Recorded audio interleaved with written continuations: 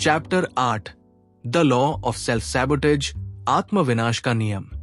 क्या कभी आपने ऐसा महसूस किया है कि जब भी जिंदगी में सब कुछ ठीक होने लगता है, तभी कोई ऐसी गलती हो जाती है जो सब बिगाड़ देती है?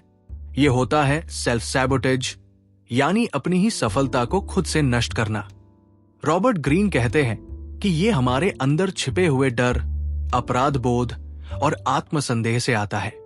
जब हम खुद को सफल या खुश होने लायक नहीं मानते, तो हम अनजाने में ऐसे फैसले लेते हैं जो हमें नीचे गिरा देते हैं। इससे बचने का उपाय है सेल्फ अवेयरनेस। अपने लिमिटिंग बिलीव्स को पहचाने, खुद से ये पूछें, क्या मैं बार बार एक ही गलती दोहरा रहा हूं? और फिर उन पैटर्न्स को तोड़ें। Chapter 9 the law of repression, दमन का नियम। हर इंसान अपने अंदर कुछ न कुछ दबा कर रखता है, दर्द, गुस्सा, शर्म या भय। लेकिन रॉबर्ट ग्रीन कहते हैं कि जो चीजें हम दिमाग से दबाते हैं, वो हमारे व्यवहार में किसी न किसी रूप में बाहर आती है। कभी गुस्से के रूप में, कभी एंजाइटी या कभी दूसरों को चोट पहुंचाने की कोशिश में। दमन से छुटकारा पाने का पहला कदम है इमोशंस को स्वीकार करना। उन्हें लिखिए, समझिए और जरूरत हो तो किसी भरोसेमंद व्यक्ति से साझा कीजिए।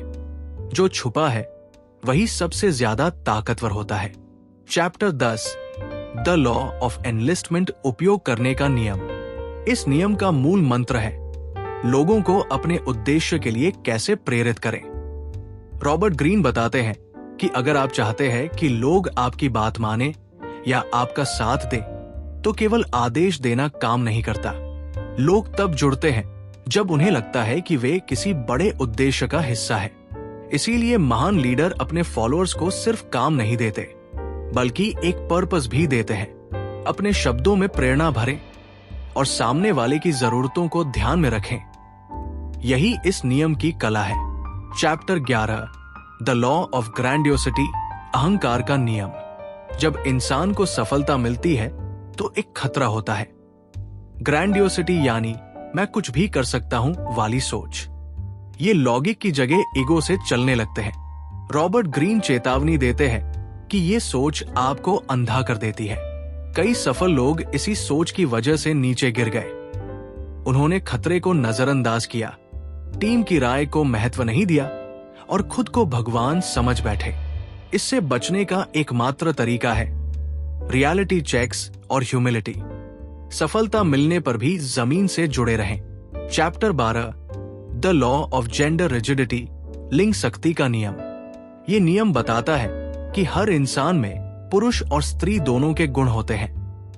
मर्दों में भी कोमलता हो सकती है और औरतों में भी कठोरता, लेकिन समाज हमें एक तय भूमिका में ढाल देता है। अगर कोई पुरुष अपने भाव दिखाता है तो उसे कमजोर कहा जाता है, और अगर कोई महिला असर्टिव होती है तो उसे बॉसी कहा जाता है। रॉबर्ट ग्रीन कहते हैं कि अपने अंदर के दूसरे पक्ष को अपनाइए, तभी आप एक पूर्ण और संतुलित व्यक्ति बन पाएंगे। Chapter 13 the law of aimlessness, लक्ष्यहीनता का नियम। बहुत से लोग पूरी जिंदगी काम करते रहते हैं, लेकिन वे कभी नहीं जानते कि वे क्यों कर रहे हैं। बिना किसी उद्देश्य के भागते रहते हैं। यही एमलेसनेस है। रॉबर्ट ग्रीन कहते हैं कि अगर आपके पास कोई स्पष्ट लक्ष्य नहीं है, तो आप दूसरों के लक्ष्यों का हिस्सा बन जाएंगे। अपना पर्सनल लाइफ विजन बनाइए और हर निर्णय को उसी से जोड़कर देखिए, तभी आप फोकस्ड, शांत और सफल बन पाएंगे। Chapter 14 the law of conformity, मिलनसारी के पीछे का झूठ। ये नियम कहता है कि लोग अक्सर दूसरों के जैसा बनने की कोशिश करते हैं ताकि उन्हें समाज में स्वीकार किया जाए, लेकिन ये उनकी मौलिकता को खत्म कर देता है। जब आप अपने असली व्यक्तित्व को छोड़कर किसी और की तरह बनने लगते हैं, तो आप अपनी क्रिएटिव एनर्जी भी खो देते हैं। रॉबर्ट ग्रीन सलाह देते हैं, अपने अंदर की यूनिकनेस को एक्सप्रेस कीजिए। जो लोग समाज के दबाव के बावजूद खुद को जिंदा रखते हैं, वही असल में याद रखे जाते हैं। चैप्टर 15 द लॉ ऑफ फिकलनेस, भीड़ की बदलती वफादारी का नियम। लोगों की निष्ठा बहुत जल्दी बदलती है। आज वे आपकी तारीफ कर रहे हैं, कल आपकी आलोचना करेंगे। रॉबर्ट ग्रीन कहते हैं कि लोकप्रियता बहुत अस्थायी होती है, इसलिए किसी की प्रशंसा पर उड़ना नहीं चाहिए और आलोचना पर टूटना नहीं चाहिए। अपनी पहचान एक्सटर्नल वैलिडेशन से नहीं, बल्कि अपनी वैल्यूज और उद्देश्य से बनाइए। Chapter 16 the law of aggression part 2 शांत मुखौटे के पीछे का गुस्सा। इस अध्याय में रॉबर्ट ग्रीन आक्रामकता की एक और परत को उजागर करते हैं। सप्रेस्ड एंगर यानी वो गुस्सा जो दिखाई नहीं देता लेकिन आपके व्यवहार में जहर घोल देता है। जो लोग अपनी भावनाएं दबाते रहते हैं वे या तो दूसरों को कंट्रोल करने लगते हैं या खुद को। इससे रिश्ते भी बिगड़ते हैं और आत्मसम्मान भी। इसलिए अपने गुस्से को रचनात्मक दिशा दीजिए। कला, लेखन, फिटनेस या लक्ष्य की ओर फोकस में बदलिए। Chapter 17 the law of generational myopia पीढ़ीगत दृष्टिहीनता का नियम। ये नियम कहता है कि हर पीढ़ी अपनी सीमित सोच में फंसी होती है और पुराने अनुभवों से कुछ नहीं सीखती। यही कारण है कि हम बार बार वही ऐतिहासिक गलतियां दोहराते हैं।